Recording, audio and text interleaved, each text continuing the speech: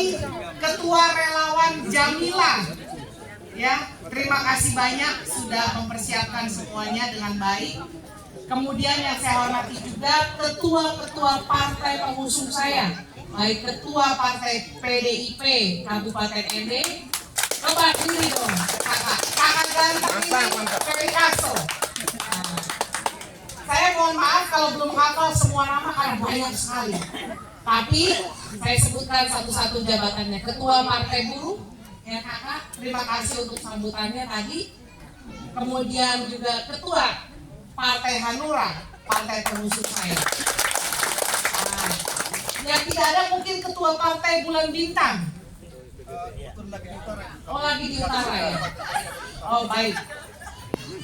Kemudian yang saya hormati juga tokoh pemuda, tokoh masyarakat, tokoh agama, dan bapak mama semua, adik kakak yang sudah datang ke tempat ini untuk bertemu dengan saya. Siapa yang sudah menunggu 2 jam? Luar biasa. Tuh. Hidup mama-mama. Ya. Perkenalkan, nama saya Ibu J. Natalia Suryanto. Biasa dipanggil kalau di partai mantan dipanggil Sis J. Kalau sekarang dipanggil Kakak J bersama dengan Kakak Ansi. Nah, kenapa? Minta kameranya duduk, jangan tidak bisa lihat ibu. Oh, tidak bisa lihat. Oh, kangennya masih menjadi-jadi. Gitu ya. Nah, bapak, mama, adik kakak semua mungkin jarang lihat saya di ND. Betul tidak? Tidak pernah. Padahal saya sudah 4 kali ke ND. Berarti ND itu besar. Ya. Saya bukan orang baru di NTT, hanya saja mungkin baru berkeliaran di ND. Ya. Mungkin kakak Ansi yang sudah sering kesini ya, orang sini toh, keliaran. Nah, mamanya Wolojita, bapaknya dari mana ya? Bapak Wolojita, mama kamu, Komoko, dari situ lah. Wolosoko. Oke, baik. Ini kadang-kadang kita harus tahu 7 turunan ke atas, 7 turunan ke bawah. Ya. Jadi saya itu lama tinggal di luar negeri, kira-kira 20 tahun. Jadi makanya kalau ditanya Ibu Jen selama ini di mana, saya memang di luar negeri 20 tahun. Saya dari mungkin masa SMA yang sudah di luar negeri, kemudian S1, S2 di negeri Paman Sam atau disebutnya Amerika Serikat. Nah, kemudian dari situ saya kerja. Setelah bekerja, saya ditugaskan oleh perusahaan, saat itu perusahaan minyak. Jadi kita kerja di Brazil, ada kerja dikirim ke Norwegia, ada ke Inggris dan berbagai tempat lainnya. Akhirnya tahun 2012 saya pulang ke Indonesia. Tahun 2012 saya pulang ke Indonesia. Saya sering mengeluh, bapak mama semua, saya sering mengeluh. Kenapa kok di sini semua sulit?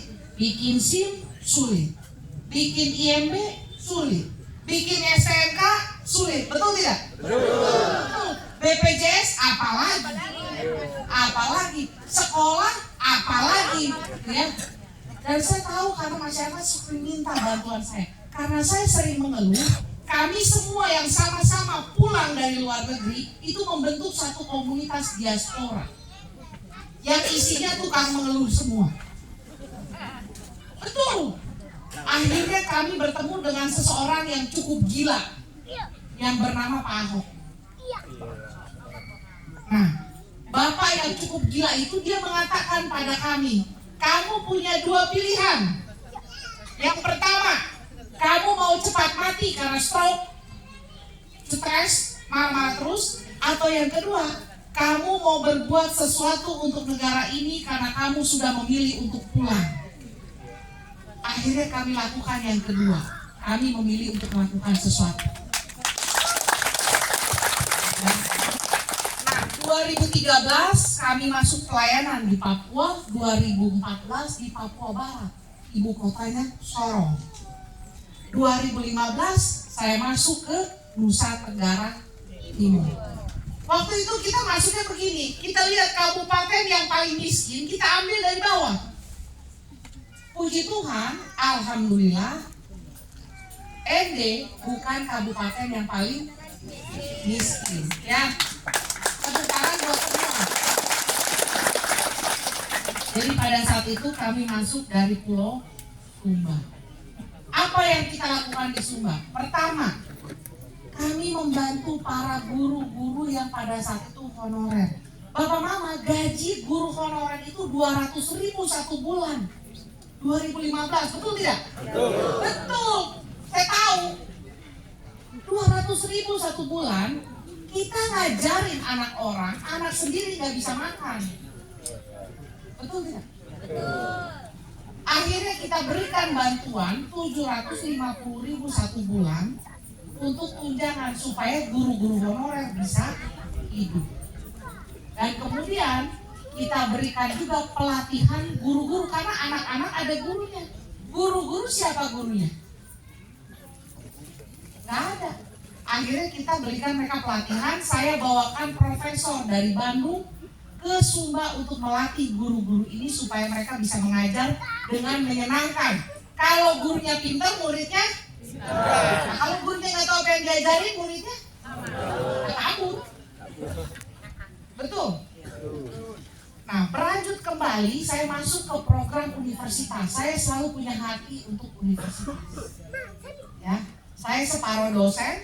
Kemudian saya bentuk satu program beasiswa yang saya namakan nama saya. Pada saat itu boro-boro di partai politik. Saya tidak punya afiliasi politik sama sekali, murni pelayanan. Nah, pada saat itu saya bentuk program beasiswa. Alhamdulillah sampai sekarang saya punya mahasiswa 77 anak yang semuanya saya biayai penuh. Penuh, bukan dari APBD, catat itu, dari dana pribadi. Bukan dari APBD, saya tidak memakai sepeser pun uang APBD. Nah, dari 77 anak sekarang sudah ada yang di Jakarta, sudah ada yang di Jerman, sudah ada yang di Singapura. Sekarang saya baru ada satu anak saya bawa dari ujung yang paling desa yang paling unik di Sumba Barat Daya. Saya bawa dia ke Jakarta, sekarang dia sedang sekolah kedokteran. Ya. Semester pertama. Kalau nanti dia lulus, maka dia adalah dokter keempat dari Sumba. Kita mencetak sejarah. Yes. Yang di Jerman juga sama. Dia kasih tahu saya, ibu saya dapat hadiah. Hadiah apa? Itu ada perlombaan informatika. Saya dapat hadiah 10.000 euro. 10.000 euro itu sekitar 180 juta. Ya. Saya bilang bagus. Maka nanti kamu yang mengeluarkan keluarga kamu dari kemiskinan. Saya itu, kita menolong satu anak menjadi sukses. Dia tolong keluarganya ada 5 di rumah, betul tidak? Jadi satu persatu kita keluarkan orang dari kemiskinan. Karena buat saya, masalah utama itu adalah karena kemiskinan terjadi stunting, karena kemiskinan gizi buruk, karena kemiskinan tidak bisa sekolah. Karena kemiskinan terjadi kriminalitas. Berapa banyak yang harus saya tebus di Jakarta supaya mereka bisa pulang kembali ke NTT. Karena mereka terjadi tindakan kriminal. Padahal hanya kriminal kecil.